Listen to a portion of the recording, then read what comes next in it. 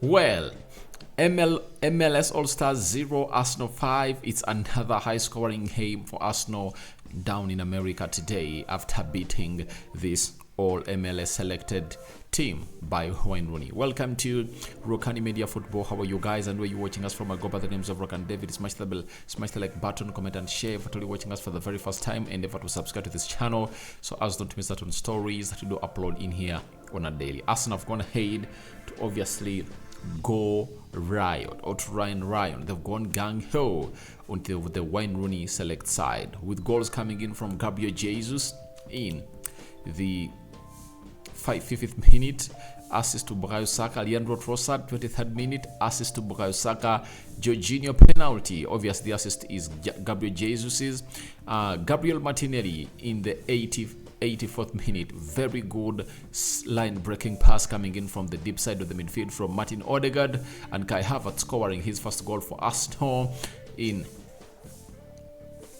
the Audi Stadium down in America, and it was a very good ball onto the far post directed there by Marquinhos. So Arsenal have gone ahead to obviously win their first game in the preseason. Remember, the first two games Arsenal have gone ahead to play, they drew 1-1 with Watford. You saw those highlights, and they also drew 1-1 with Nuremberg down in Germany.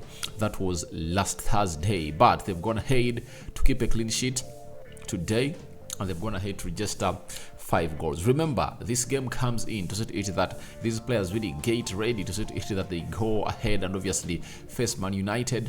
That is on Sunday. So that is it, and I want to go deep into this game of football and really bring you exactly how this happened. But before I go on to that, allow me bring you how the stats really went down, so to it that we really break down things that if we've gone ahead to draw a picture of onto this channel of ours. Now, Arsenal had 16 shots and MLS All-Star had 7. Then 1 shot on target by the MLS All-Stars, and then 5 shots on target by Arsenal, and other 5 shots on target crossed the line. 44% ball possession by MLS and 56% ball possession by Arsenal. 364 passes completed by the MLS, and Arsenal completed 461 passes. Very low, but because of the introduction of new players with the team, you really understand the cause of this. 86% passing accuracy by the MLS, 87% passing accuracy by Arsenal. 18 fouls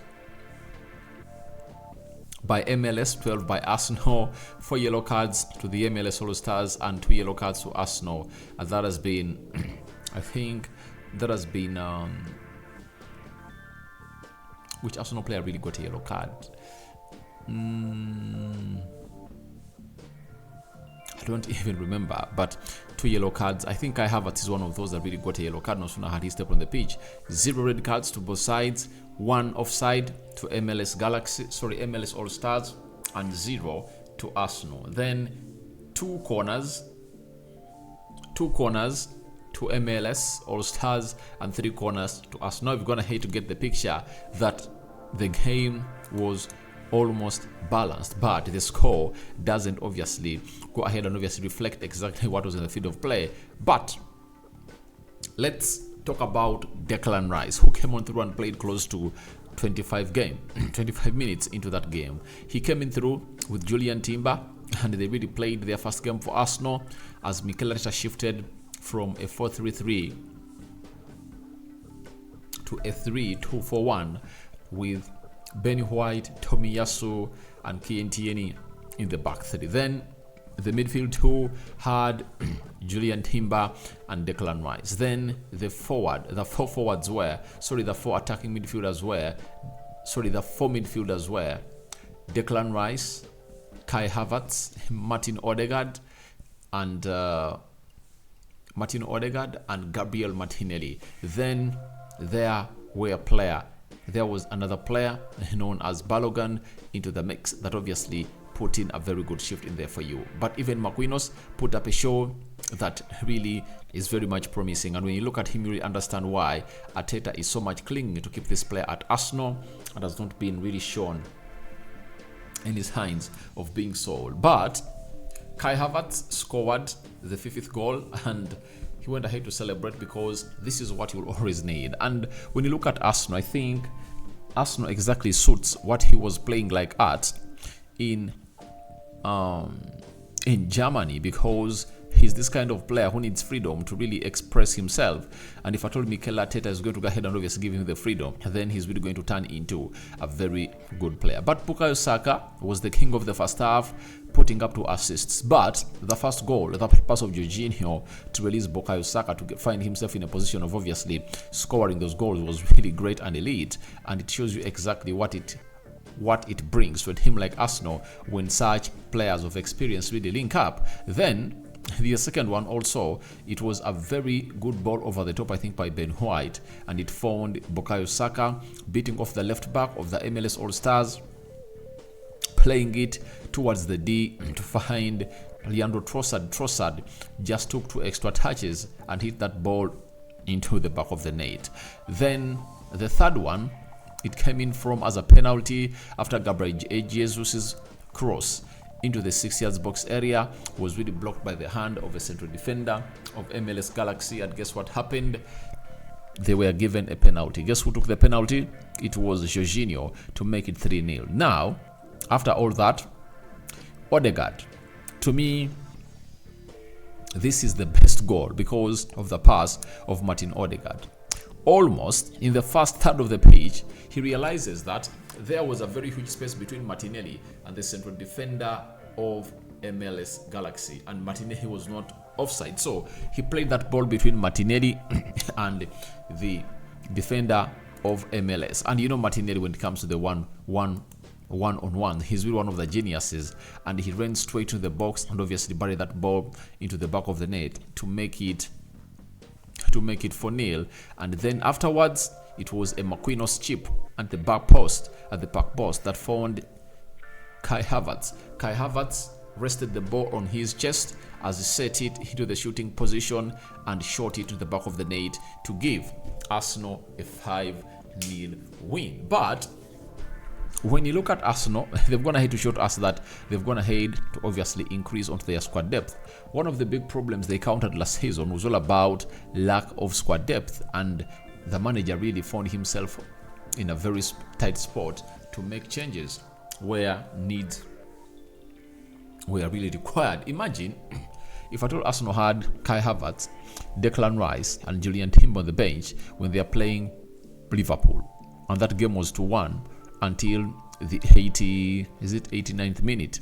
So I understand he would have gone ahead to bring in Julian Timber, Kai Havertz and Declan Rice to really take on this beautiful game of football, but the manager never had options. But the options are really huge, and the beauty to it is that Arsenal are willing to add on more players to the squad of Mikel Arteta. So it looks like Arsenal is a more different team, because when Odegaard came in through Declan Rice and Kai Havertz playing that midfield, they really looked like a more different team altogether, and Odegaard gave them a different passing range.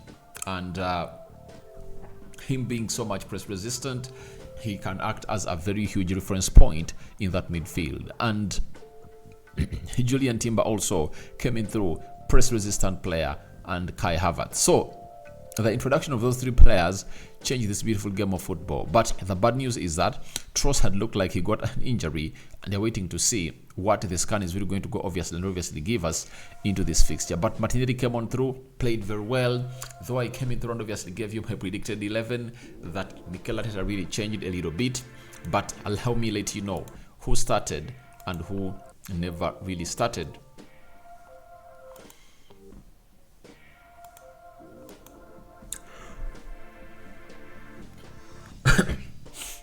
So when you look at Arsenal, they started with Ramsdale in goal, Benny White was the right back, Jakub Kivior left back, Gabriel Magalhaes and William Saliba into the central defense, Jorginho, Trossard and Fabio Vieira.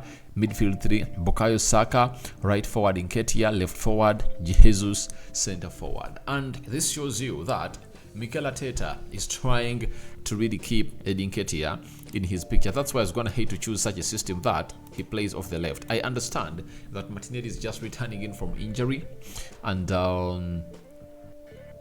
Reece Nelson is also out for 2 weeks. Emily Smith-Rowe is away, just gonna hate to really arrive in America to meet Arsenal and obviously meet up with them. But this obviously dives us down into what we call improvisation of the highest order at the club of Arsenal. And Jakub Kivio is another player that really put in some good shift today. I liked his switch of play. He's press resistant, though he really lost the ball twice. That would have gone ahead to cost Arsenal some goals that no one would even stand in to defend him as a player, according to the mistakes that's going to hate to do into that beautiful fixture. But he later settled in. I understand playing the game of that magnitude is really huge because pressure is really high, and Arsenal have gone ahead to resist that pressure and obviously put it to the sword. Mikel Arteta, I believe he has gone ahead to relearn a very huge lesson, and he knows exactly who to field where and when to bring on who in here for you. But the big trouble is going to be on which team is going to select when they are playing Man United. That is, I think, on Sunday, when they are really getting ready for their last game against Barcelona. So those two games that Arsenal are going to play later are really going to be so much important, against Man United and against Barcelona, because against Man United it's really going to be more than the game that we all anticipate. And I think on Friday I would have come here to bring you what we call the match preview of that beautiful fixture as United takes on Manchester United. Manchester United have just gone ahead to travel to USA today, and I think they are soon arriving because they've gone ahead to fly across the Pacific to find themselves in a position of going to America. So we wait and see how that happens. But Gabriel Jesus, to me, has been a standout player. The referee was really, I think, stupid because he went ahead to really deny Arsenal a second penalty after Jesus sat a defender down, and after hitting him down, as he really tried to put the ball onto his right, the defender intentionally got that ball with his hand and obviously blocked it, and it went past the byline. So it shows you how huge this game was and how Jesus is really sharp. I really want to warn everyone who doesn't believe that Gabriel Jesus is worth 20 goals. If you've seen the goals going ahead to score today, it shows you exactly what this man is all about. Full of wonders, full of surprises, and he's going to go ahead and obviously surprise you all. When you look at Saliba coming in through and Gabriel Magalhaes, the defense of Arsenal is organized. Jorginho into that midfield, putting on, I think, like one blind pass. Arsenal has everything to see to it that they win lots of trophies this season. So that is what I had for you here onto the Rokani Media Football. MLS All-Stars 0, Arsenal 5, and your thoughts to that are welcome in the comment section below. Gabriel Jesus on fire. Kai Havertz scores.